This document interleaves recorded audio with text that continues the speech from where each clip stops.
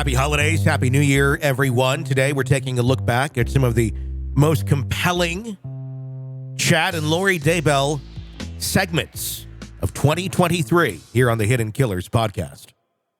You're listening to the Hidden Killers podcast with Tony Brueski, featuring former federal prosecutor and president of West Coast Trial Lawyers, Nima Rahmani.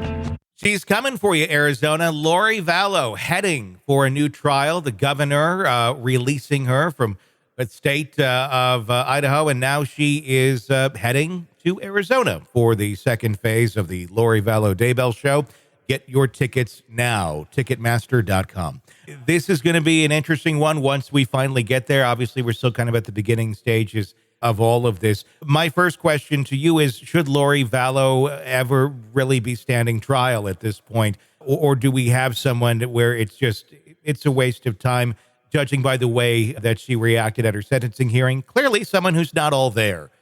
Can I make the arguments of, whether or not she's playing us or not? But I don't know. What are your thoughts, Nima Rahmani? Yeah, here's someone, we've talked about mental health issues, clearly documented mental health issues, someone that was at least temporarily incompetent in Idaho. And, I get this question a lot. Look, here's someone who's serving life in prison. She really has no good basis to appeal. She's lucky she wasn't sentenced to death, frankly. And, what's the Arizona case going to do? And, whether it's a murder, we've talked about this, you and I, Tony, with, BTK or even like Harvey Weinstein, right? Someone's going to die in prison. Well, what's the point? This is going to come at significant taxpayer expense. But, you're talking about victims, and victims have rights. And here's someone who's deceased, and, it's a murder. Yeah. And, the family members, they're entitled to their justice and their day in court. But yeah, I agree. When you said show, it's going to be a show. Probably the biggest case in Arizona, maybe since Jodi Arias. Yeah. And, she has no reason to plead or accept anything. Clearly, we saw her at sentencing. The case is going to go to trial because there's no reason not to try the case. I think it comes down to defining what justice means. And I think that's an individual case basis where I think to many, you think of justice, you think, okay, this person is going to get their verdict. If they're found guilty, they'll feel it. They're going to feel the effects of being found guilty and recognize, maybe not necessarily agree, but recognize that there is punishment being put on you for wrongdoing. With Lori Vallow Daybell, I don't know if that's even a possibility of her conceiving of that concept. Basically, clearly she did not from the trial of her children, judging by her statement that she made at the sentencing. And if she's still in that sort of mental state, you're basically bringing the injured monkey into the courtroom and poking it with a stick, and it's still not going to realize it's being poked with a stick or why it's even there. That, to me, is kind of how I feel where she's at. Obviously, it's a question of mental competency. But so far, in Idaho, they said, yeah, you're good to go. I suppose that could change here in Arizona. What are your thoughts?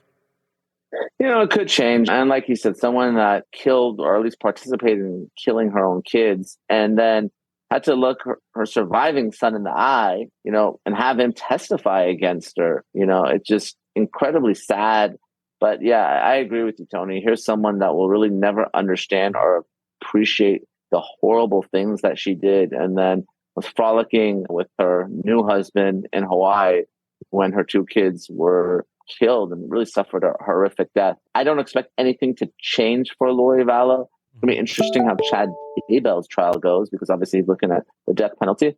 And look, there's always the possibility that Lori faces the death penalty in Arizona. I think it's unlikely. Even when the state does have the death penalty, it's rarely charged over there. Mm-hmm. So we're likely looking at another life case that really we're marching towards that inevitable guilty verdict. Yeah, I guess it's a question more so for the family of Charles Vallow of, is justice a court saying guilty?